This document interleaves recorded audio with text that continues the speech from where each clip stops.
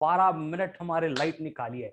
चलो, so good afternoon everyone, once again हम यहाँ पे है सेम टाइम पे, लेकिन थोड़ा 10 मिनट डिले हो गया इलेक्ट्रिसिटी की वजह से, लेकिन कोई इश्यू नहीं है। हम जो पॉइंट डिस्कस करने जा रहे हैं उसमें मतलब लेक्चर में आज कम ही टाइम हमें लगने वाला था, इसलिए लाइट ने 10 मिनट हमारे ले लिए, सो दैट थोड़ा लोगों के साथ इंटरेक्शन भी आज हो गया। सबसे पहले इंट्रोड्यूस कर देता हूं कि जो लोग आज ज्वाइन हुए हैं या फिर कुछ लेक्चर मिस कर चुके हैं, उनको इस नंबर के ऊपर their name and school name WhatsApp करना है, सो दैट इस टॉपिक के previous recorded lecture, then SBT programme में एनरोल होने के लिए ऐप डाउनलोड करने की link, and then explanation session attend करने की लिंक मैं आपको सेंड कर सकता हूं। ठीक है, तो नोट डाउन दिस नंबर, इस नंबर के ऊपर आपको रजिस्ट्रेशन प्रोसेस एंड ये जो एसबीटी एंड ईएस प्रोग्राम है उनके बारे में इंफॉर्मेशन मिल जाएगी। तो कल के पॉइंट के ऊपर आते हैं। कल हमने Kepler's laws of planetary motion को डिस्कस करना स्टार्ट किया था, और ये Kepler's laws of planetary motion discuss करते टाइम इन शॉर्ट मैं आपको एक बात बोल गया था कि वहां पे ब्लैक होल होता है, एंड आई थिंक तनया का क्वेश्चन था कि प्लैनेट स्फेरिकली क्यों होते हैं। तो उस पॉइंट को पहले कंप्लीट करता हूं। टॉपिक से रिलेटेड है, मास से रिलेटेड है, एंड केपलर्स लॉ से मतलब इतना रिलेटेड नहीं है, लेकिन ग्रेविटेशन से है रिलेटेड, इसलिए मैं बोलता हूं कि सबसे पहले देखो बेसिकली हमारा यूनिवर्स कैसे क्रिएट हुआ, क्या हुआ होगा। जैसे मतलब हमारी इतनी डेवलपमेंट हो गई, डेवलपमेंट तो अपन समझ सकते हैं, कोई तो आपका बायो के सर थे, है ना, डार्विन वगैरह कुछ, तो आई डोंट नो, मुझे मेरा बायो बहुत वीक है, आपको मालूम है कोई तो थे, डार्विन का सिद्धांत वगैरह कुछ तो सुना है मैंने, उनके अकॉर्डिंग हम डेवलपमेंट कैसे करते जा रहे हैं वो हमें मालूम है। लेकिन ये डेवलपमेंट होने से पहले हमारा एग्जिस्टेंस हुआ कहां से। सबसे पहले अर्थ के ऊपर लाइफ कैसे सरवाइव हो गई, अर्थ के ऊपर लाइफ की बात छोड़ दो, अर्थ कैसे आ गई, क्या जादू हो गई जिससे जो है सन आ गया, सन के सराउंडिंग में पहले ये विनस मर्क्यूरी आ गए, उसके बाद में टेम्परेचर कंफर्टेबल होना चाहिए फिर हम आ गए, हमारे बाद में मार्स आ गया, जुपिटर आ गया, सैटर्न आ गया, इस तरह से ये प्लेनेट की सिस्टम बन गई। एंड जब से बनी है तब से वो सन के सराउंडिंग में इलिप्टिकल ऑर्बिट के अलोंग मूव हो रहे हैं, कल हमने वही डिस्कस किया था। तो ऐसे हो कैसे गया, उसका रीजन जो है हम मतलब ह्यूमन बीइंग एंशिएंट डेज से उसको फाइंड करने का सोच रहे हैं। पहले से हमारे दिमाग में वही चक्कर है कि ये हुआ कैसे होगा, लेकिन प्रॉब्लम ये है देखो कि ये हुआ कैसे होगा, इसका क्वेश्चन का आंसर फाइंड करना मतलब कोई स्पेस शटल बना के मून के ऊपर रोवर छोड़ने इतना सिंपल नहीं है, वो हम कर चुके हैं इसलिए हमें सिंपल लगता है। ह्यूमन टेंडेंसी होती है जो चीज हमने नहीं की है वो हमारे लिए बहुत डिफिकल्ट होती है, लेकिन जो हम कर चुके हैं वो हमारे लिए सबसे सिंपल टास्क होता है। जैसे बिना एग्जाम देना 10th पास होना क्या होता है, ये सिर्फ एक्सपीरियंस आपके बैच को रहेगा, ना आपके बैच के पहले था ना आपके बैच के बाद में रहेगा। समझ में आ रहा है ना, नहीं तो बिना एग्जाम देके 10th पास होना बोले तो लोग बोलेंगे इम्पॉसिबल है, आपके बैच ने वो भी पॉसिबल करके दिखाया है। ठीक है, लेट इट गो। तो होता ही है कि ये हमारी यूनिवर्स, हमारी सोलर सिस्टम, हमारी गैलेक्सी क्रिएट होती कैसे है, इसके अराउंड बहुत सारा कंफ्यूजन था, और इस रिलेटेड मैंने बोला कि दो फेमस थ्योरीज है जिनके मतलब बहुत सारे इश्यूज चल रहे हैं वर्ल्ड में, और दोनों थ्योरीज को मैं डिटेल में नहीं एक्सप्लेन कर सकता, लेकिन जो भाषा मतलब जितना सिंपल पार्ट में मुझे समझ में आया था आपको एक्सप्लेन करने का, समझाने का मैं ट्राई करूंगा। उसमें पहली थ्योरी जो है वो आइंस्टाइन स्टीफन हॉकिंग की थ्योरी है, जिसके बारे में हम कल डिस्कस कर चुके हैं, और उस थ्योरी से रिलेटेड मैंने आपको एक्सप्लेनेशन कल दिया था कि ये स्टीफन हॉकिंग आइंस्टाइन की थ्योरी मतलब ब्लैक होल की थ्योरी है। स्टीफन हॉकिंग आइंस्टाइन की जो थ्योरी है वो ब्लैक होल की थ्योरी है, और ये ब्लैक होल की थ्योरी ये एक्सप्लेन करती है कि क्या है कि नेचुरल फेनोमिनन है, क्या है कि ये नेचुरल फेनोमिनन है। जैसे फिजिक्स मतलब हम बोलते हैं कि नेचर है, नेचर को पढ़ना, नेचर के इंटरैक्शंस को पढ़ना मतलब फिजिक्स को पढ़ना, इतनी नॉर्मल बात है। और उसी के अकॉर्डिंग ये लोग बोल रहे हैं, कौन कौन, अल्बर्ट आइंस्टाइन या फिर स्टीफन हॉकिंग है, ये एक्सप्लेन कर रहे हैं कि उसी तरह से ब्लैक होल को प्रोड्यूस करने की एक नेचुरल प्रोसेस है। अब ये ब्लैक होल प्रोड्यूस कैसे होता है, इसके पीछे भी फिर आइंस्टाइन की थ्योरीज आती है। कल तो हमने देखा कि earth to be black hole, earth को अगर ब्लैक होल बनना है तो अर्थ को क्या करना पड़ेगा, अर्थ की रेडियस 9 मिलीमीटर की रेंज में आनी पड़ेगी। लेकिन हर बार ये तो पॉसिबल नहीं है, अर्थ को जाओ धरो पकड़ो दबाओ सारी तरफ से और उसकी रेडियस कम कर दो। इसको छोड़ के हमारे पास और कोई ऑप्शन है क्या, इसको छोड़ के हमारे पास कोई ऑप्शन है क्या। उससे रिलेटेड अल्बर्ट आइंस्टाइन जो है वो वर्ल्ड का सबसे डेंजरस, सबसे भयानक इक्वेशन लेके आता है, that is E is equals to m into C का स्क्वायर। ये भयानक क्यों है, क्योंकि बार बार ये बात मैं बोलता रहूंगा, हर बार बोलता भी हूं, क्योंकि atom bomb and hydrogen bomb, ये जो दो बॉम्ब बनाए गए हैं वर्ल्ड के भयानक वेपन्स है वो बनाने के लिए इसी इक्वेशन की थ्योरी का यूज हुआ है। तो इसी इक्वेशन को इतना इंपॉर्टेंस क्यों है, जैसे कि आप स्कूल में मतलब जब छोटे तब से आपको मालूम है कि E equal to MC square मतलब आइंस्टाइन एंड आइंस्टाइन मतलब E equal to MC square, उसकी आइडेंटिटी बन गई। उसका रीजन ही यही है। तो आइंस्टाइन ने एक्सप्लेन किया था कि अगर हम लार्ज अमाउंट ऑफ मास, ये जो atom bomb and hydrogen bomb explode होते हैं ना, इसमें ग्राम में केजी में मास होता है, लेकिन डिस्ट्रक्ट होने वाला मास ग्राम मिलीग्राम में होता है, ठीक है ना। जैसे आपने हिस्ट्री की पहली न्यूज सुनी होगी कि यूरेनियम भी लोग मतलब यूरेनियम का भी लोग क्या कर रहे हैं, स्मगलिंग कर रहे हैं और सप्लाई कर रहे हैं और उसको बेच रहे हैं। मुंबई में पकड़ गए ना अभी 2-4 दिन पहले कुछ लोग, कि जिन्होंने क्या किया था, 21 केजी 21 किलो का यूरेनियम ही लाया था बेचने के लिए। कोई लेगा क्या इसको, जिसका यूज करके हम एटम बॉम्ब बना सकते हैं। मतलब हमें मालूम है कि बनाया कैसे जाता है। सारी चीजें तो मैं आपको लाइव लेक्चर में एक्सप्लेन नहीं कर सकता। हाँ, शायद ऑफलाइन में और डिटेल में अपन जा सकते हैं, वहां पे थोड़ी सी प्राइवेसी मेंटेन रहती है। इसलिए fusion of nucleus is an atom bomb, Mayuri excellent answer है। तो यही बात थी कि अल्बर्ट आइंस्टाइन बोल रहा था कि E equal to MC square के अकॉर्डिंग अगर हम ह्यूज मास को डिस्ट्रक्ट कर देंगे तो उस मास के डिस्ट्रक्शन का कन्वर्जन ब्लैक होल में हो सकता है। ये प्रेडिक्शन था। तो ब्लैक होल प्रोड्यूस कैसे होता है, क्योंकि देखो यूनिवर्स में पहले से कुछ ब्लैक होल प्रेजेंट है, हमने बस उसको ऑब्जर्व किया है, फिर हम उसके आगे पीछे कंक्लूजन लगाते हैं। जैसे सैटेलाइट में हमने देखा था ना, हमने ऑब्जर्व किया कि मून अर्थ के सराउंडिंग में चक्कर लगा रहा है, फिर हमारे दिमाग में आ गया कि ये भी पहले अर्थ पे एक पड़ा हुआ मतलब बहुत बड़ा पत्थर हुआ, दगड़ हुआ करता था, रॉक हुआ करता था। रजनीकांत आ गया, पकड़ के फेंक दिया और ये क्या कर रहा, अर्थ के सराउंडिंग में सर्कुलर मोशन परफॉर्म कर रहा। हम ऐसे कर सकते क्या, और उसके अकॉर्डिंग हम चले गए।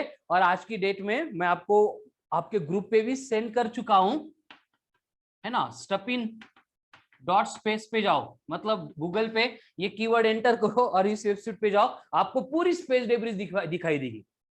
स्पेस डेब्रिज यानी जितने सैटेलाइट, जितना कचरा हमने स्पेस में अर्थ के ऊपर से आर्टिफिशियली लॉन्च कर दिया है और काम होने के बाद वो वहीं पे घूम रहा है, पूरा स्पेस डेब्रिज आपको इस साइट के ऊपर दिखाई देता है। मतलब ये आईएसएस से एक्चुअल वो कैमरे को हमें रीडायरेक्ट कर लेते हैं और वो हमें शो करता है कि अर्थ तो क्लियर दिखती ही नहीं है, हमें ऐसे लगता है कि आपकी अर्थ है फक्त, बाकी कहीं नहीं है। लेकिन अर्थ की सराउंडिंग में ये सैटेलाइट का पूरा नेट भरा पड़ा है, ठीक है। कैसा नेट है आप यहाँ पे देख सकते हो, ठीक है, स्टपिन डॉट स्पेस पे। अब बेसिकली बात यह है, देखो बेटा, कि उसी तरह से जो स्पेस में ब्लैक होल पहले से प्रेजेंट है, ये आइंस्टाइन ने प्रेडिक्ट किया था। कब प्रेडिक्शन है आइंस्टाइन का, 1905 टू 1925, इसके इन बिटवीन जो वेरियस पेपर पब्लिश कर रहा था, तब वो पब्लिश करते टाइम उसमें ये कंसेप्ट इंक्लूड कर रहा था कि स्पेस में ब्लैक होल्स प्रेजेंट है। तब कोई भी ब्लैक होल उसने देखा नहीं था, बस वो प्रेडिक्ट कर रहा था कि स्पेस में पहले से ब्लैक होल प्रेजेंट है। एंड हर एक यूनिवर्स में, हर एक गैलेक्सी में, हर एक सोलर सिस्टम में ये होता रहता है कि दो प्लैनेट्स आते हैं एक्सट्रीमली वेरी हाई स्पीड से, क्योंकि यूनिवर्स हमारा जो यूनिवर्स है वो खुद ही एक मोशन में है। इतनी कॉम्प्लिकेटेड कंसेप्ट है बेटा, धीरे धीरे हम उसके ऊपर जाएंगे, जितना मतलब समझ सकते हो आप स्टार्ट में उतना एक्सप्लेन करेंगे। हमारी जो यूनिवर्स है वही फ्लोटिंग पार्ट में है। अब यूनिवर्स को छोड़ के पैरेलल यूनिवर्स की थ्योरी भी आ गई, तो ये फ्लोट करते हैं एक दूसरे के सराउंडिंग में। कैसे फ्लोट करते हैं, मेरे पास कुछ उसकी मतलब ग्राफिकल इमेजेस है, एनिमेशन है, मैं आपको मतलब ऐसे टाइम होगा न्यूआंस से तो उस टाइम में आपको शो करूंगा। तो कंडीशन ये है देखो कि ये आइंस्टाइन बोल रहा था कि ऐसे दो प्लैनेट से वेरी मच मतलब एक्सट्रीमली हाई स्पीड से ट्रैवल करते हैं। ट्रैवल करते टाइम क्या होता है, एक दूसरे के साथ कोलाइड होते हैं, और इस कोलिजन की प्रोसेस में क्या होता है, उनके कोलिजन की वजह से मास का डिस्ट्रक्शन होता है। एंड ये डिस्ट्रक्टेड मास एनर्जी में कन्वर्ट होता है, which is given by E equal to mc square. And उस एनर्जी की वजह से वहां पे एक मतलब एक क्या बोलेंगे हम, एकदम इमेंस ऐसी ग्रेविटी डेवलप होती है। एंड उस इमेंस ऑफ ग्रेविटी जिस प्लैनेट के ऊपर, जिस ऑब्जेक्ट के ऊपर या कोलिजन होने के बाद ये एग बन गए थे उनके ऊपर डेवलप होती है, उसको बोला जाता है ब्लैक होल। फिर ये ब्लैक होल क्या करता है, जैसे कल हम देख रहे थे कि छोटा सा ब्लैक होल बना, इसके सराउंडिंग में अगर मैं आ गया तो ये मुझे अट्रैक्ट नहीं करेगा, मुझे ही ब्लैक होल बना देगा। और ऐसे कर करके सारे ब्लैक होल की साइज बढ़ती जाती है, सराउंडिंग में जो कुछ भी प्लैनेट, बाकी छोटी छोटी चीजें तो छोड़ दो, हमारा क्या अस्तित्व नहीं है, ठीक है। जो मैं प्लैनेट्स बोल रहा हूँ, कुछ द्वार पे कुछ प्लैनेट से कुछ स्टार है, वो पटापट उनको मतलब खुद के अंदर ले लेता है, ब्लैक होल बनाता है, खुद की साइज बढ़ाता जाता है एंड पर्टिकुलर लिमिट पे जाके एक्सप्लोड होता है। एक्सप्लोजन में क्या होता है, उसके अंदर जो कुछ भी प्लैनेट्स वगैरह, जो कुछ भी बॉडीज थी, वो एक फॉर्मेट में ऐसे स्पेस में ट्रैवल करती है। जैसे मैंने कल भी बोला था, गोटियां होती है, मार्बल्स है ना, उनको अपन खेलते प्ले करते ऐसे हाथ में पकड़ के अगर फेंक दिए तो एक पैटर्न में वो सब अरेंज होते हैं, ठीक है। ये पहला ऑर्बिट, ये दूसरा ऑर्बिट, ये तीसरा ऑर्बिट, एक यहाँ पे, दूसरा यहाँ पे, तीसरा यहाँ पे, और हमने फेंका यहाँ से था। तो इस तरह से वो अरेंज होते हैं एंड हमारी सोलर सिस्टम एग्जैक्टली इसी शेप में है। यहाँ पे हमारा सन है एंड उसके सराउंडिंग में ऐसे पहला प्लेनेट, दूसरा प्लेनेट, तीसरा प्लेनेट, एंड इनको मोशन दी थी। तो ये अर्थ के सराउंडिंग में, सॉरी, ये मून के सराउंडिंग में रिवॉल्यूशन परफॉर्म करते हैं। ऐसे हमारी सोलर सिस्टम क्रिएट हो गई एंड इसी तरह से गैलेक्सी में जो लैक्स ऑफ सोलर सिस्टम है वो भी क्रिएट होती है। ये बातें आइंस्टाइन एक्सप्लेन कर चुका है 90s में, 1905 के बाद में, 1925 के पहले।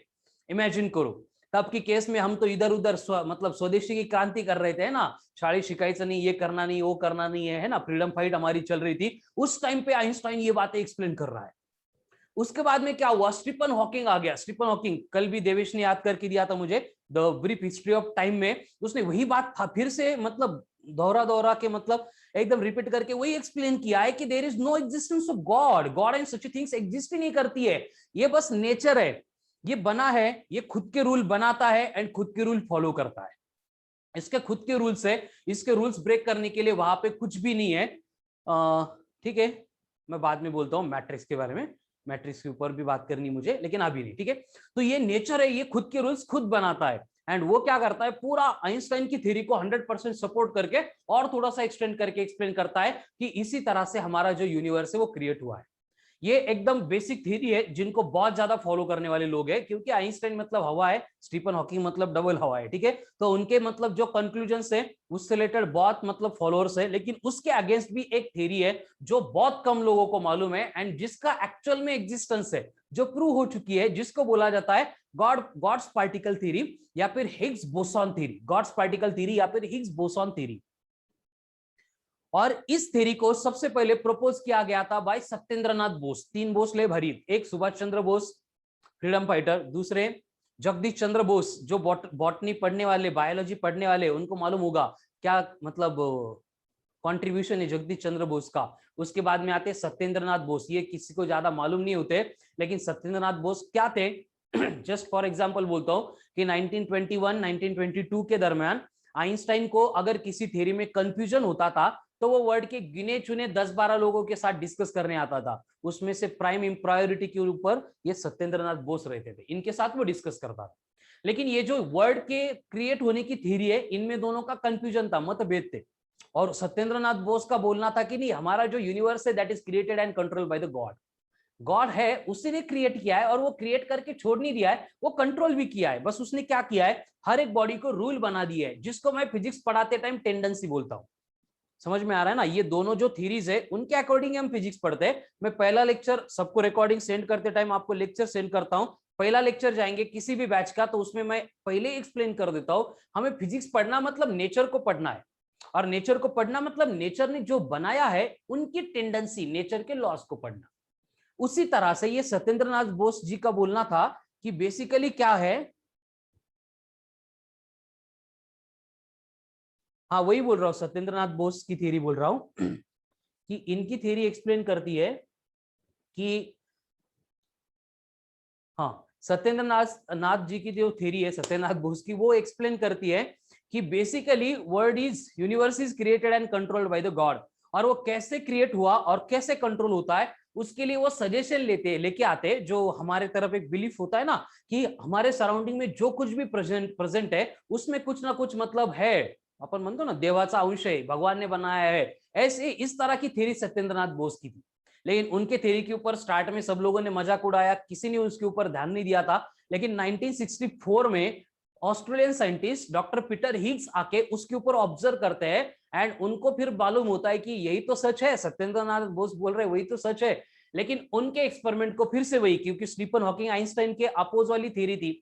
अब दूसरा रीजन ये है, मैं लाइव लेक्चर में ये बातें इंट्रोड्यूस नहीं करना चाहता हूं, मुझे कोई मतलब इश्यूज क्रिएट नहीं करने, लेकिन फिर भी होता क्या है देखो, जो अमेरिकन थे, फिर वो साइंटिस्ट है फिर वो वैक्सीन से, मतलब वैक्सीन के बारे में भी अभी देखेंगे, फाइजर के रिलेटेड किसी को इश्यू नहीं है, लेकिन स्पुतनिक कैसी होगी, क्या होगी, मतलब ये बाइपोलैरिटी क्रिएट हो चुकी है फ्रॉम सेकंड वर्ल्ड वॉर। मैं जो नेक्स्ट टॉपिक स्टार्ट कर रहा हूं मंडे से, उसमें मुझे सेकंड वर्ल्ड वॉर आपको एक्सप्लेन करना है, और उस सेकंड वर्ल्ड वॉर से रिलेटेड फिर हमारा साइंस कैसे बदल गया, फिजिक्स कैसे बदल गया, वो बातें मुझे बतानी है, तब ये इस चीजों में और डिटेल में जाएंगे। तो उसी तरह से ये स्टीफन हॉकिंग, आइंस्टाइन, ये जो थे ये अमेरिकन साइंटिस्ट थे, तो इनको मतलब वैसे ही सपोर्ट ऑलरेडी जितना होना चाहिए उससे ज्यादा मतलब उनको क्या मिल रही थी, पॉपुलैरिटी मिल रही थी, सपोर्ट मिल रहा था। और ये जो बाकी लोग आते, डॉक्टर पीटर हिग्स है, ये ऑस्ट्रेलियन थे, है ना, सत्येंद्रनाथ बोस है, इंडियन है, तो इनको मतलब ऐसे पहले से कोई ज्यादा उनके ऊपर बिलीव नहीं कर रहा है और उनको सपोर्ट नहीं कर रहा है, लेकिन फिर भी पीटर हिग्स जो है वो अपनी टीम बना रहे और अपने टीम को लेके एक्सपेरिमेंट को आगे बढ़ा रहे। आगे बढ़ाते टाइम क्या हुआ, उन्होंने सबसे पहले 1979 के आसपास एक्सपेरिमेंटल सेटअप रेडी कर दिया, और उनका एक्सपेरिमेंट क्या था, एकदम सिंपल एक्सपेरिमेंट था। उनको क्या करना था, यस उज्ज्वला उसी के ऊपर आ रहे बेटा, वही थ्योरी जो जो उन्होंने बोली थी वो एक्सप्लेन कर रहा हूं मैं। तो हाँ, पॉइंट के ऊपर आते, ये सत्येंद्रनाथ बोस जी का ये जो थ्योरी थी वो एक्सप्लेन कर रही थी, वो पीटर हिग्स उसका एक्सपेरिमेंट परफॉर्म करने वाले थे, एंड आई थिंक 1979 के अराउंड उन्होंने एक्सपेरिमेंटल सेटअप रेडी किया था, और उनका एक्सपेरिमेंटल एकदम सिंपल था कि दो प्रोटॉन को एकदम हाई स्पीड से लेके आने का और उनको कोलाइड करने का, और दो प्रोटॉन के कोलिजन के बाद में क्या होगा, वहां पे एनर्जी इवॉल्व होगी, एनर्जी लिबरेट होगी और एनर्जी जनरेट होगी, ये सिचुएशन होने वाली थी। तो वहां पे पॉसिबिलिटी थी कि according to E equal to mc square, proton के कोलिजन के बाद में 1/100th ऑफ सेकंड, 1 सेकंड उसको 100 से डिवाइड करो, फिर जो टाइम आता है उतने टाइम इंटरवल के लिए ब्लैक होल क्रिएट हो सकता है, ये पॉसिबिलिटी थी। एंड अगर ब्लैक होल क्रिएट हो गया तो इसका मतलब ब्लैक होल की जो थ्योरी थी उसके अकॉर्डिंग हमारा यूनिवर्स क्रिएट हो गया, लेकिन इनका सोच अलग ही था। इनका बोलना यह था कि इतने एक्सप्लोजन से ब्लैक होल क्रिएट नहीं होगा, वहां पे हमें प्रोटॉन को तोड़ने का अपॉर्चुनिटी मिलेगी, इतने स्पीड से प्रोटॉन टकराएंगे तो प्रोटॉन खुद टूट जाएंगे, डिस्टर्ब हो जाएंगे, ब्रेक हो जाएंगे। लेकिन 30 इयर्स तक इस एक्सपेरिमेंट के ऊपर मतलब ऐसे कोई परमिशन नहीं थी, उनको ग्रांट नहीं मिला था कि ये एक्सपेरिमेंट आप नहीं करेंगे। क्यों नहीं करेंगे, क्योंकि डर था इनके एक्सपेरिमेंट में दो प्रोटॉन टकरा गए और उन्होंने ब्लॅक होल क्रिएट कर दिया, और ब्लॅक होल अगर बड़ा बन गया, 10-20 वर्ष जगायचे आपल्याला, ते पण सगळं संपलं असतं, इसलिए इनके एक्सपेरिमेंट को कोई परमिशन नहीं दे रहे थे। समझ में आ रहा है ना। लेकिन लास्ट में 2001 में कंस्ट्रक्शन जो था वो कंप्लीट करने को उनको मतलब परमिशंस मिल गए, एंड 2009 में उन्होंने एक्सपेरिमेंट स्टार्ट किया। शॉकिंगली रिजल्ट्स क्या है देखो एक्सपेरिमेंट के, 2009 में बिग बैंग थ्योरी जो है, बिग बैंग थ्योरी, उसी थे एक्सपेरिमेंट का नाम है, वो स्टार्ट हो गया, और 2012 में इनके कंक्लूजन आ गए। और ये कंक्लूजन में क्या बोल रहे देखो, जो बातें मैं आपको बोलूंगा इजी ले लो, समझ में आ रहा है ना। अभी वो सिलेबस में इंक्लूड नहीं हो रहा है, उनका चल रहा है कैसे क्या एक्सेप्ट करना है क्या नहीं करना है। हम फिर से टॉपिक के ऊपर आने वाले, केप्लर्स लॉ का आगे का पार्ट मुझे एक्सप्लेन करना है। बस ये थ्योरी क्या थी, रिलेटेड है इसलिए एक्सप्लेन कर रहा हूं कि ये दोनों ने जब प्रोटॉन को एक दूसरे के ऊपर एक दूसरे के साथ कोलाइड कर दिया, तो फिर इनको समझ में आ गया। जैसे आपको एक सच्चाई बता देता हूं कि हम जब तक फिजिक्स पढ़ेंगे 11th एंड 12th दोनों साल में, आप छोड़ो आपकी जनरेशन तक जितना भी पढ़ेंगे 11th 12th वाला, उसमें हम कंसीडर करते हैं कि atom is made up of 3 particle, proton neutron electron, 3 he particle है। लेकिन आज की डेट में जो हमारा स्टैंडर्ड एटॉमिक मॉडल है, जो मतलब पीएचडी लेवल पे इंट्रोड्यूस किया जाता है, उसमें ऐसे मतलब डिस्कवर कर लिए हम कि जो एटम है उसको बनाने वाले 17 पार्टिकल्स है। It is made up of 17 particles. सिर्फ प्रोटॉन न्यूट्रॉन इलेक्ट्रॉन नहीं है, ये प्रोटॉन न्यूट्रॉन है, लेकिन प्रोटॉन न्यूट्रॉन को बनाने वाले और भी क्वार्क से, मेसॉन से, डिफरेंट पार्टिकल्स से। ये प्रूव हो चुका है एक्सपेरिमेंटली, हमारे सिलेबस में नहीं है, इसलिए मैं वो थ्योरी को यहाँ पे इंट्रोड्यूस करके कंफ्यूजन नहीं बढ़ाना चाहता हूं। और उसके साथ में और एक इंपॉर्टेंट पॉइंट ये है कि ये सारे पार्टिकल एक्सप्लेन करते टाइम जो लास्ट वाला पार्टिकल मिला था 17 नंबर का, उसको बोला गया था गॉड्स पार्टिकल। मतलब जो थ्योरी सत्येंद्रनाथ बोस 1925 में एक्सप्लेन कर चुके थे, ये एक्सपेरिमेंट के बाद में वो सच है ऐसे प्रूव हुआ था, और उसका साइंटिफिक नेम दिया गया था as a Higgs boson. Higgs for doctor Peter Higgs, boson for Satyendranath Bose, and God's particle. क्यों? क्योंकि इनकी जो थ्योरी थी वो प्रूव हो चुकी है, क्योंकि हर एक एटम में ये जो 17 नंबर वाला पार्टिकल है, ये क्या करता है, बाकी 16 पार्टिकल ने कैसे बिहेव करना है ये उनको सिखाता है और उनको कंट्रोल करता है। यानी created and controlled by this particle यानी गॉड्स पार्टिकल। कोई तो है जो ये पार्टिकल को सेंड कर रहा है हर एक एटम में, एंड बाकी सारी चीजों को कंट्रोल कर रहा है। ऐसे एक्सपेरिमेंटली इन्होंने प्रूव किया था। हमें उस थ्योरी के डीप में जाना नहीं है, इतनी थ्योरी जो है yes very good Ujjwala, correct है, यही सारे पार्टिकल्स थे, लेकिन उनके डिटेल में मत जाओ अभी, है ना, वो नहीं चाहिए, वो कंफ्यूजन बढ़ा देते हैं, ठीक है। तो इस तरह से ये दो फेमस थ्योरी है, हमारा वर्ल्ड कैसे क्रिएट हुआ था, एक्सेप्ट कोई नहीं किया अभी, चल रहा है, ये भी बराबर है, वो भी बराबर है, वो भी यूनिवर्स में होता है, वो भी प्रूवन है, ये भी प्रूवन है, ऐसे बहुत सारी चीजें हैं जिनके कंक्लूजन हमारे पास नहीं है, और वो सारी थ्योरी फिजिक्स में आगे आगे हम पढ़ने वाले हैं। अब कल के पॉइंट के ऊपर आते हैं। कल के लेक्चर में हमने Kepler's laws of planetary motion को डिस्कस करना स्टार्ट किया था, और केपलर्स लॉ में हमने वहां पे देखा था कि हर एक प्लैनेट सन के सराउंडिंग में क्या कर रहा है, इलिप्टिकल पाथ के अलावा अपनी मोशन परफॉर्म कर रहा है, और उस इलिप्टिकल पाथ के लिए वहां पे हमने देखा था कि जो स्क्वायर ऑफ पीरियोडिक टाइम है वो directly proportional to cube of semi major axis था। क्या है, cube of semi major axis था। और उसके बाद में स्टार मार्क करके एक पॉइंट हमने यहाँ पे लिखा था कि जो केपलर का सेकंड लॉ है वो रिप्रेजेंट करता है कंजर्वेशन ऑफ एंगुलर मोमेंटम, ठीक है। अब ये एंगुलर मोमेंटम मतलब क्या है, उसका कंजर्वेशन कैसे होता है, ये जो है जब हम वेक्टर पढ़ेंगे, वेक्टर टॉपिक है हमारा एक सेपरेट, उस वेक्टर में डायरेक्शन कैसे चेंज होती है, किसके ऊपर डिपेंड करती है, वो सारी बातें जब इंट्रोड्यूस हो जाएगी तब ये कंजर्वेशन ऑफ एंगुलर मोमेंटम भी क्रिएट हो जाएगा, मतलब क्लियर हो जाएगा। तब तक के लिए ये एंगुलर मोमेंटम मतलब है क्या, इसको याद करो। एंगुलर मोमेंटम मतलब एक फिजिकल क्वांटिटी है, जैसे फोर्स था ये में, जैसे वर्क है फोर्स इंटू डिस्प्लेसमेंट, जैसे पावर है work done per unit time, उसी तरह से एंगुलर मोमेंटम एक फिजिकल क्वांटिटी होती है जिसका फॉर्मूला होता है m into V into R. यहां पे m का मतलब क्या है, m का मतलब मास, किसका, प्लेनेट का, क्योंकि ऐसा है ना इलिप्टिकल ऑर्बिट, ये सन है, ठीक है, कोई भी एक प्लेनेट है जो इस पाथ के अलावा मूव हो रहा है, इसको अपन रेडियस कंसीडर करेंगे। तो कंडीशन क्या है, m is the mass of the planet, v मतलब उसकी टेंजेंशियल वेलोसिटी, जिस वेलोसिटी से ये प्लेनेट मूव होने वाला है, एंड ये बनेगी उसकी रेडियस वेक्टर, यानी r जो सन से उसका डिस्टेंस है। तो इन तीनों का प्रोडक्ट मतलब होता है एंगुलर मोमेंटम। तो जब भी प्लेनेट इसके सराउंडिंग में, सन के सराउंडिंग में मूव होते हैं, तो किसी भी इंस्टेंट पे रहेंगे तो उसका एंगुलर मोमेंटम कंजर्व होता है। कंजर्व हो रहा है मतलब क्या हो रहा है, एंगुलर मोमेंटम कंजर्व है, इसका मतलब क्या है, कंजर्व होने का मतलब बोलो मुझे, कंजर्व का मतलब क्या होता है, मीनिंग बोलो कंजर्व की।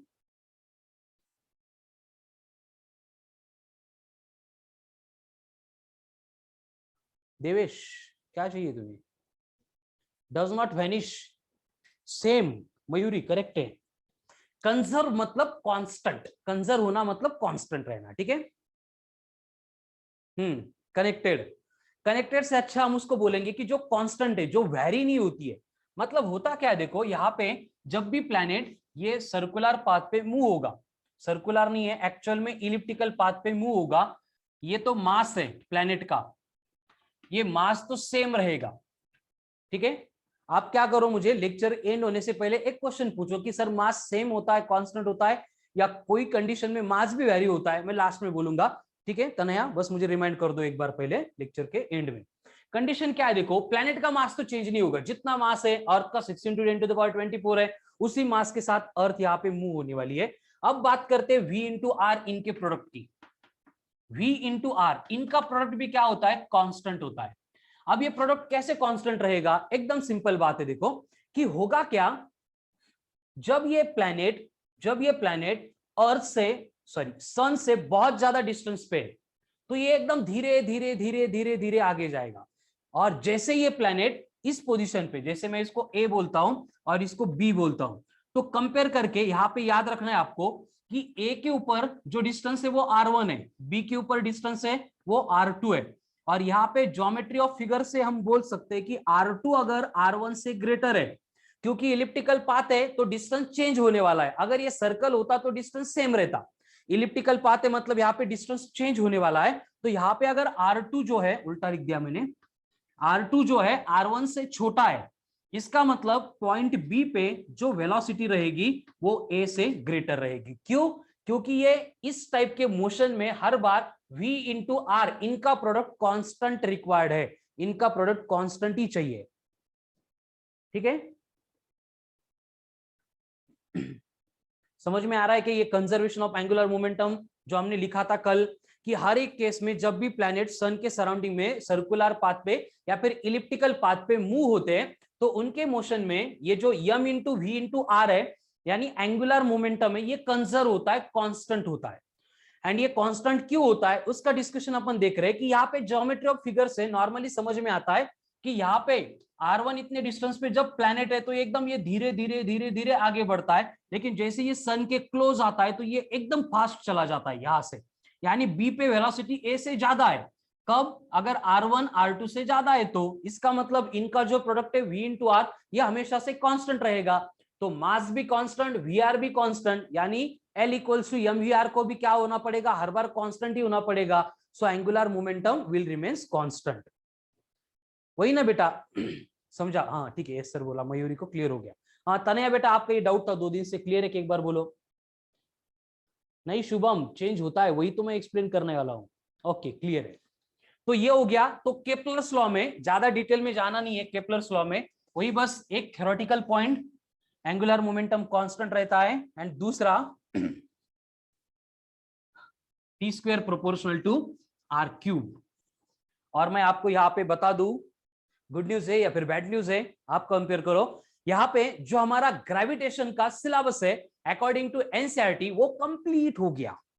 जो हमारा ग्रेविटेशन का सिलेबस है अकॉर्डिंग टू एनसीईआरटी वो बस इतना ही है। यहाँ पे ग्रेविटेशन हमारा पूरा टॉपिक खत्म होता है इन ऑल एस्पेक्ट, लेकिन ये बस बुक से खत्म हो गया, हमारा खत्म नहीं होगा, हमारा चलता ही रहेगा। कैसे चलता रहेगा? देखो आज फ्राइडे, कल सैटरडे, तो आज जो मैंने थ्योरी बोली है उससे रिलेटेड अभी कुछ हम न्यूमेरिकल सॉल्व करने वाले हैं कल जो है, और यहाँ पे एप्लीकेशन बेस्ड जैसे ग्रेविटेशनल पोटेंशियल है, then intensity of gravitational field है, इतनी रिलेटेड नहीं है लेकिन है रिलेटेड, इसलिए मैं एक्सप्लेन करने जा रहा हूं। कभी कभी उसके ऊपर क्वेश्चन देखे गए हैं, ठीक है? Intensity of gravitational field, intensity of gravitational field and gravitational potential.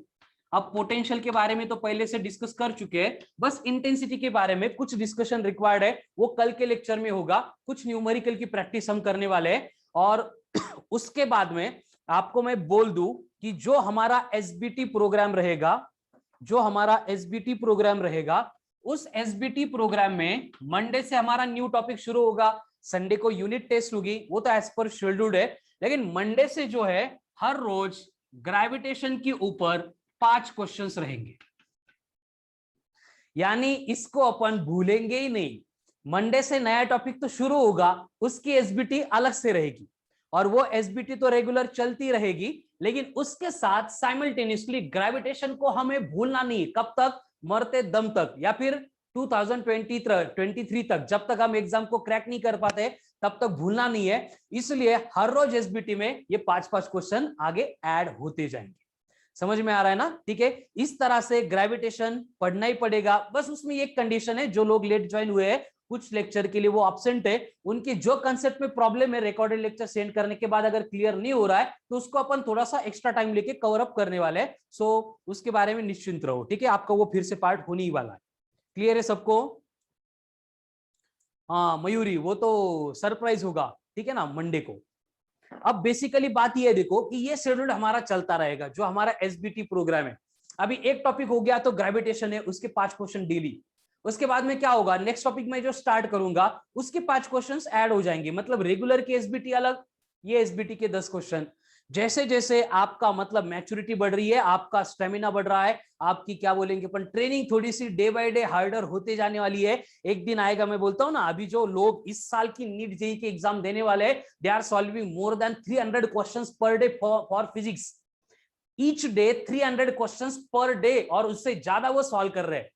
And मैं आपको कमिटमेंट दे रहा हूं कि सेम सिचुएशन आपकी होगी, एग्जाम तक नहीं, एक ईयर पहले उनसे, नेक्स्ट 1 ईयर, नेक्स्ट जून जुलाई में जब हम पढ़ेंगे ना, तब भी आपकी सेम सिचुएशन आएगी कि 150, 160, 200 एमसीक्यू आराम से हो रहे हैं। अभी 10 क्वेश्चन में मतलब स्वेटिंग हो रही है, घाम निकल रहा है, दमछक हो रही है, अरे कैसे सॉल्व करूं। एक साल बाद ऐसे 200 क्वेश्चन सॉल्व हो जाएंगे। समझ में आ रहा है ना? ये सबके साथ होता है, हमारा रेगुलर एक्सपीरियंस है, आपके साथ भी होने वाला है, बड़ी बात नहीं है, बट हमें उसके मतलब सामने से डट के खड़े रहना है। और एक इंपॉर्टेंट बात मैं पहले भी बोल चुका हूं, सब लोग क्या करेंगे, यूट्यूब पे जाएंगे और अरुणिमा सिन्हा बोल के एक कीवर्ड एंटर करेंगे, वहां पे 21 मिनट्स 23 सेकंड का एक स्पीच है अरुणिमा सिन्हा का, उसको सुनेंगे। स्पेशली जो गर्ल्स है उनको सुनना ही चाहिए, ठीक है। और मैं तो ये सजेस्ट करूंगा कि रोज सुबह उठ के सुनो उसको, रोज सुबह उठ के सुनो, ठीक है, कि एम क्या होता है और एम के लिए जाने के मतलब एम अचीव करने की एक्चुअल जो अंदर से आने वाली जो इंटेंसिटी वो कैसे इंपैक्ट करती है, वो चीजें आपको समझ में आएगी। तो go through it, come on first, ठीक है ना। सब लोग जाएंगे, मैं तो आपको सजेस्ट कर रहा हूं कि हर रोज हज मॉर्निंग में देखो, हर रोज नई एनर्जी मिलती है। मुझे भी मतलब कभी ऐसे एनर्जी कम फील कर रहा हूं, ऐसे अगर लग रहा है तो मैं जाता हूं और यूट्यूब पे अरुणिमा सिन्हा देखता हूं। समझ में आ रहा है ना? आप भी सेम फॉलो करेंगे, आपको भी बहुत अच्छा उसका मतलब आउटपुट मिलेगा। यस, हाँ प्रणीता देख चुकी है पहले। यस, वेरी गुड, ठीक है। जो लोग नहीं देख चुके वो फिर से देखो, और जो पहले देख चुके हैं वो अगेन क्या करो, 2 से 3 बार फिर से एक बार देखो। हाँ, 10th में टॉपिक भी आ गया है। यस, करेक्ट है, बराबर। चलो, तो अब टॉपिक के ऊपर आते हैं। बहुत हो गए थ्योरीज का डिस्कशन। चलो, अब हम यहाँ पे रैंडम क्वेश्चन सॉल्व करने वाले हैं। एक मतलब जो टॉपिक पहले पढ़ चुके हैं, जो कल पढ़ चुके हैं, ऐसे कंबाइन करके उनके क्वेश्चन हमें फाइंड करने हैं। तो आपको मैंने क्वेश्चन दिया है, calculate mass of planet which experiences force of attraction of 4 into 10 की पावर -12 न्यूटन बाय सन। अब देखो क्वेश्चन क्या आ गया कि एक प्लैनेट है, कौन सा है, अर्थ नहीं बोला है, प्लैनेट है, रैंडम कोई भी होगा, उसका मास कितना होगा कैलकुलेट करना है। और बोला है आपको कि अगर उस प्लैनेट के ऊपर सन जो फोर्स ऑफ अट्रैक्शन एक्सर्ट कर रहा है वो कितना है, इतना है, 4 into 10 to the power -12 Newton. मतलब ऑलमोस्ट नेग्लिजिबल के बराबर ही है, लेकिन है तो हमें करना पड़ेगा। और इसको कैलकुलेट करने के लिए आपको डेटा दिया है कि उस प्लैनेट का सन से लेके जो डिस्टेंस है वो है 1.5 into 10 की पावर 20 मीटर। ये आपको प्लैनेट एंड सन के बिटवीन का सेपरेशन दिया है। उसके बाद में मास ऑफ द सन कितना है, मास ऑफ द सन किसी को आइडिया है? तेजस, कौन सा फॉर्मूला रिपीट करो बेटा, ये क्वेश्चन का क्या? तेजस, क्या रिपीट करूं मैं? हाँ, फॉर्मूला ना, न्यूटन्स लॉ ऑफ ग्रेविटेशन का। ओके, मैं लिख के देता हूं। यहाँ पे आप फॉर्मूला यूज करेंगे F equals to G m1 m2 upon R square. मुझे पहले बोलो मास ऑफ द सन है, किसी को आइडिया कितना है मास ऑफ द सन? यहाँ पे आपको दिया है mass of the sun as 2 into 10 की पावर 30 kg। चलो, जिनको आता है वो लोग क्वेश्चन सॉल्व करो कमन फास्ट, जिनको नहीं आएगा उनके लिए मैं बोर्ड पे सॉल्व करके देने वाला हूं। उससे पहले ये मास ऑफ द सन दिया है आपको, इसका नंबर देखो कितना नंबर है इसका, 2 into 10 की पावर 30। तो अर्थ के कंपैरिजन में ये बहुत ज्यादा है या थोड़ा सा ज्यादा है? कमन फास्ट लग गए शायद न्यूमेरिकल सॉल्व करने को। गुड, वेरी गुड, वो इंपॉर्टेंट है, ठीक है ना।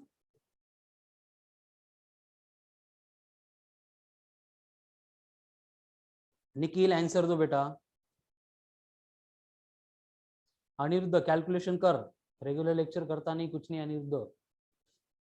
भूमि कर बेटा कैलकुलेशन, मैंने फॉर्मूला बोर्ड पे लिखा है, पहला लेक्चर है तो होगा नहीं, I know.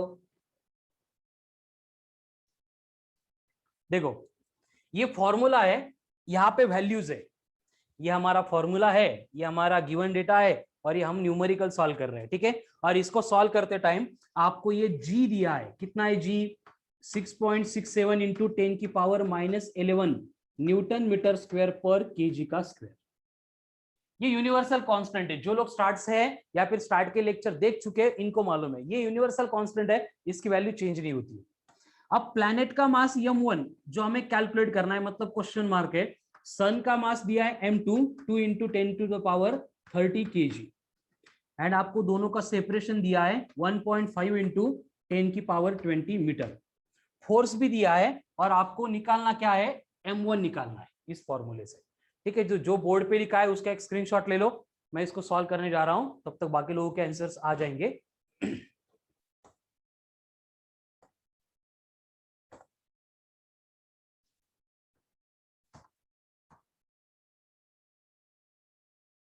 Simple question solve करना है तो पहले हमें गिवन डेटा लिखना पड़ेगा, जो मैंने अभी लिख के दिया था। उसके बाद आता है फॉर्मूला, फॉर्मूला बनेगा F equals to G m1 m2 upon R square. अभी हम इसके वैल्यू जो जो मालूम है पुट करेंगे। फोर्स कितना दिया था, कुछ करेक्शन है तो मैं याद कर रहा हूं, करेक्शन है तो मुझे बोलो। फोर्स था 4 इंटू 10⁻⁻12, जी कितना है 6.67, लेकिन हम एमसीक्यू में उसको 7 ले लेते हैं, इंटू 10⁻11। अर्थ का मास, सॉरी सन का मास दिया था 2 इंटू 10⁻30। देन दूसरा मास m2 हम कैलकुलेट कर रहे हैं, r का स्क्वायर करना है। r था 1.5, 1.5 का स्क्वायर होता है 2.25, मैं अप्रोक्सीमेटली उसको 2 ही लेता हूं। 10⁻20 का स्क्वायर होगा 10⁻40, यहाँ पे 2 कैंसिल हो जाएगा, ये इधर मल्टीप्लाई करेंगे तो ये बनेगा 4 इंटू 10⁻12 इंटू 10⁻40 डिवाइडेड बाय, बस 7 बचा है, 7 इंटू ये +30 -11 मतलब +19 इज इक्वल्स टू कौन है, m2। सिंप्लीफाई करके इधर लिख रहा हूं, 4/7 को मैं लिखता हूं 40/7, थोड़ा सिंपल जाएगा। अब इसको 40 लिया मतलब 10⁻−13 होगी, -13 + 40 करेंगे तो ये आएगा +27, +19 ऊपर आके ये बनेगा -19।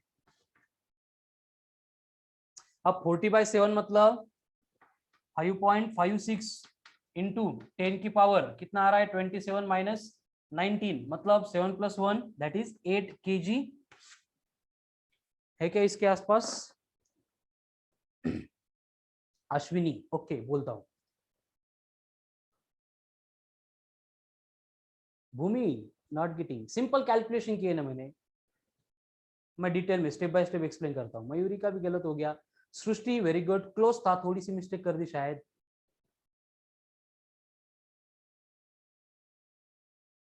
ओके फिर से सॉल्व करते हैं अब स्टेप बाय स्टेप। ये थोड़ा ज्यादा ही फास्ट हो गया था है ना, वो 8 to 9 की लेक्चर की आदत लग रही है ना, उसमें तो कैलकुलेशन सबको परफेक्ट आते हैं।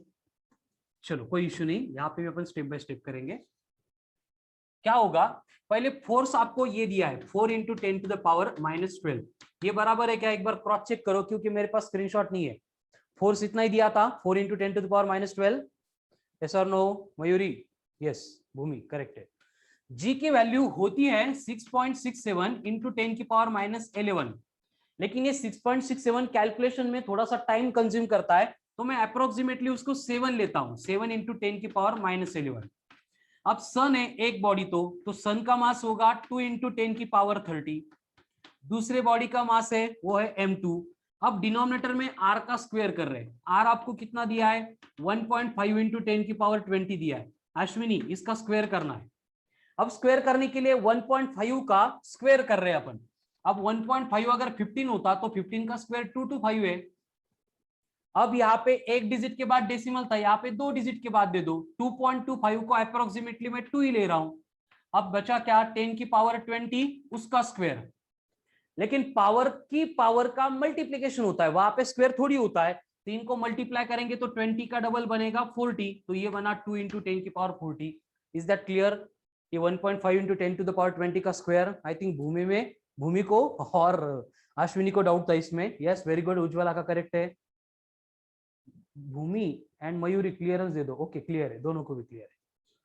बस यहाँ पे पुट करूंगा 2 इंटू 10⁻40, 2/2 कैंसिल हो गया, कोई इशू नहीं है। चलो पटपट एस बोलते जाओ अगर क्लियर है तो, क्योंकि आपके लिए रिपीट कर रहा हूं बेटा मैं। यस अब ये 4 इंटू 10⁻12 थोड़ी देर एज इट इज रखते हैं। यहाँ पे क्या बचेगा 7 इंटू, अब देखो 10⁻11, 10⁻30, ये 10⁻40 है, ऊपर आने के बाद ये -40 हो जाती है। कैसे? ये रूल मैंने समझाया था, अगर फिर भी किसी को इश्यू है तो 8 to 9 में आओ, हम वहां पे सारे ये डेसिमल शिफ्टिंग जो है, यूनिट कन्वर्जन जो है, उनको डिस्कस करते हैं, ठीक है। तो यहाँ पे 10 10 10 बेस से में इनके पावर की एडिशन करनी है, इसको एज इट इज रखते हैं 4 इंटू 10⁻12 इक्वल टू 7 इंटू, अब बेस से में पावर को ऐड करेंगे, पावर को ऐड करते टाइम देखो क्या होगा 30 - 40, बोलो 30 - 40 -10 -10 -11 -21 इंटू कौन है m2 है। क्लियर है यहां तक? ओके अब यहां पे हम क्या करेंगे, ये जो नंबर मल्टीप्लिकेशन में था उधर उसको इधर भेज देंगे, वो डिवीजन में आएगा, और डिवीजन में आने के बाद ये m2 बनेगा 4 इंटू 10⁻⁻12 डिवाइडेड बाय 7 इंटू 10⁻⁻21। बस मैंने ये मल्टीप्लीकेशन वाला नंबर डिवीजन में लेके आ गया। क्लियर है ये स्टेप सबको? इसका स्क्रीनशॉट ले लो, मैं रब कर रहा हूं बाकी का पार्ट। ओके क्लियर है। अब यहां पे ये जो m2 है 4/7 था, एज इट इज रखो, -21 ऊपर जाएंगी तो ये बनेगा -12 इंटू 10⁻+21 है। क्लियर ये? क्योंकि जब डिनोमिनेटर न्यूमरेटर पे जाता है उसकी पावर की साइन चेंज होती है। अंजलि क्या बोलूं बेटा, परत कौन सा स्टेप बोलूं? अंजलि अब 10 बेस से में पावर को ऐड करते हैं, क्या होगा? पावर के एडिशन करने के बाद -12 + 21 करना पड़ेगा, तो m2 बनेगा 4/7 इंटू 21 - 12 कितना होता है? 9। अब मैं इसको क्या करूंगा, बस ये अवगढ़ दिख रहा है, इसको सोपा बनाने के लिए 4 को 40 लिख दूंगा, 10 की पावर 1 से कम हो जाएगी, 8 आएगा। अब आएगा 5.5 इंटू 10⁸ kg, ये मिल गया प्लेनेट का मास, हो गया। चलो है क्लियर? हाँ मयूरी करेक्ट है आपका आंसर, आपने एग्जैक्टली करेक्ट वैल्यू ली है, तो आपका आंसर भी एग्जैक्टली करेक्ट आ गया है, no issue. Yes Tanaya, very good, Tanaya ने भी एग्जैक्टली लिए थे, करेक्ट है बेटा। चलो अब नेक्स्ट पॉइंट, कल का लेक्चर बहुत एक्सट्रीमली इंपॉर्टेंट है, देखो क्योंकि संडे को यूनिट टेस्ट है, तो कल के लेक्चर में मैं मतलब स्टार्ट से एंड तक पूरा ग्रेविटेशन फिर से पढ़ाने वाला हूं, ठीक है ना? शुभम 7, कौन से 7? उज्ज्वला एग्जैक्टली नहीं आए, अप्रोक्सीमेशन चाहिए हमें। 7 कुठून आलं? 7 कहाँ पे? ये 7 क्या? ये 6.67 है ना, तो हम क्या करते हैं कि कैलकुलेशन करने के लिए हमें थोड़ा सा इजी जाए, इसलिए आसपास का नंबर ले लेते। और ये कैसे डिसाइड करना है, इसलिए अपन एक अलग से लेक्चर ही कंडक्ट करते बेटा, क्योंकि ये ऐसे क्यों करना है मैं फिर से रिपीट कर रहा हूं। हमारा बेसिक टारगेट है कॉम्पिटिटिव एग्जाम को प्रिपेयर करना, बोर्ड को तो वैसे ही छोड़ दो, होंगे कि नहीं होंगे उसका ही डाउटफुल है। तो उसको सॉल्व करने के लिए हमारे पास टाइम जो है वो लेस देन 1 मिनट होता है हर एक एग्जाम में। तो 1 मिनट में क्वेश्चन रीड करना है, कौन से सब्जेक्ट का होगा, कौन से टॉपिक का होगा, उस टॉपिक का कौन सा फॉर्मूला होगा, उस फॉर्मूले की कौन सी स्टेप पे होगा, ये सोचना है। वो आने के बाद गिवन डेटा एब्स्ट्रैक्ट करना है, उसमें पुट करना है, कैलकुलेशन करने, आंसर निकालना है, फिर चारों ऑप्शन में से कौन सा आंसर मैच कर रहा है वो सोचना है। वो सोचने के बाद पेन हाथ में लेके सर्कल करना है या फिर माउस पे क्लिक करना है। ये सारा करने के लिए हमारे पास 1 मिनट से कम टाइम है, उसके लिए हम ट्रेन हो रहे हैं। देखो अगर मैं जैसे अभी एसबीटी में 4-4 मिनट दे रहा हूं, फाइनल एग्जाम में दे दिए, तो सारे बच्चे सॉल्व करेंगे उसमें, कोई बड़ी इश्यू नहीं है। 10 तक करते थे न्यूमेरिकल, आगे भी करेंगे। स्पेशलिटी क्या है यहाँ पे आके, मतलब आना क्यों है? वो इसलिए क्योंकि विद इन टाइम हमारे सारे आंसर्स करेक्ट आने चाहिए, ठीक है ना? हाँ नहीं तनया, नीट की एंड जेई मेंस की लेवल ऑलमोस्ट सिमिलर होती है। जेई मेंस की थोड़ी सी 1 स्टेप हायर होती है, लेकिन इतना कुछ यहाँ पे डिफरेंस नहीं है। लेकिन एडवांस की लेवल जो है, सिलेबस सबके लिए सेम है, 11th 12th एनसीईआरटी यही सिलेबस है, लेकिन एडवांस जी एडवांस के क्वेश्चन की लेवल जो है वो एडवांस ही होती है, उसका विषय नहीं होता है, ठीक है? लेकिन नीट का एंड जेई मेंस का लेवल जो है वो ऑलमोस्ट सिमिलर होता है, कुछ ज्यादा फर्क नहीं पड़ता है वहां पे। बस मैथमेटिकल अप्रोच थोड़ा सा बढ़ जाता है जेई में, नीट में उतना ज्यादा नहीं होता है, ठीक है? मैथमेटिकल अप्रोच भी कौन सा? इंटीग्रेशन डेरिवेटिव वाला, जो आपको नया मैथ्स पढ़ाया जाएगा। ओके तेजस, नो इशू। चलो और एक क्वेश्चन सॉल्व करके दो मुझे। कैलकुलेट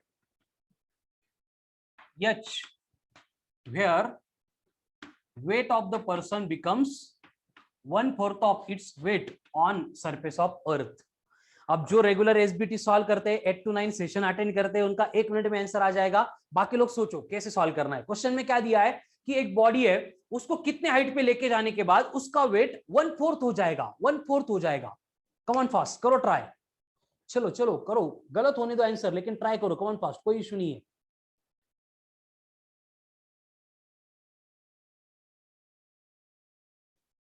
चलो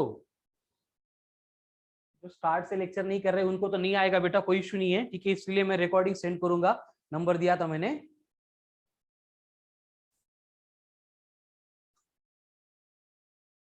I was of their. Okay, तू नहीं थी, हाँ ठीक है। तो इस टाइम पे एक स्टार मार्क करके पॉइंट आता है। तेजस, कौन सा पॉइंट होता है ये? कि change in weight will occur only due to change in acceleration due to gravity. देखो, वेट का फॉर्मूला है m इंटू जी, इसमें मास कभी नहीं बदलता है, तो बदलेगा कौन? सिर्फ g, यानी एक्सेलरेशन ड्यू टू ग्रेविटी। तो एक्सेलरेशन ड्यू टू ग्रेविटी में जितना चेंज होगा उतना वेट में चेंज होगा। तो क्वेश्चन में आपको दिया है w dash is equals to w/4, यानी gh दिया है g/4। फिर जो लोग स्टार्ट से एसबीटी दे रहे, लेक्चर अटेंड कर रहे हैं, वेरी गुड, उनको मालूम है यहाँ पे क्या होता है, एक शॉर्टकट होता है h equal to root of x minus 1 into r. And x कौन होता है? ये gh इक्वल्स टू g के डिवाइड में जो नंबर है वो x होता है। अब करो कैलकुलेट, अब कैसे आंसर ओवरली आएंगे। वेरी गुड तेजस, तेजस का आंसर आ गया 1 into R. No Mayuri, Mayuri twice कैसे नहीं होगा? Twice, 1 times of radius. Srishti, बहुत बड़ा हो गया ये आंसर।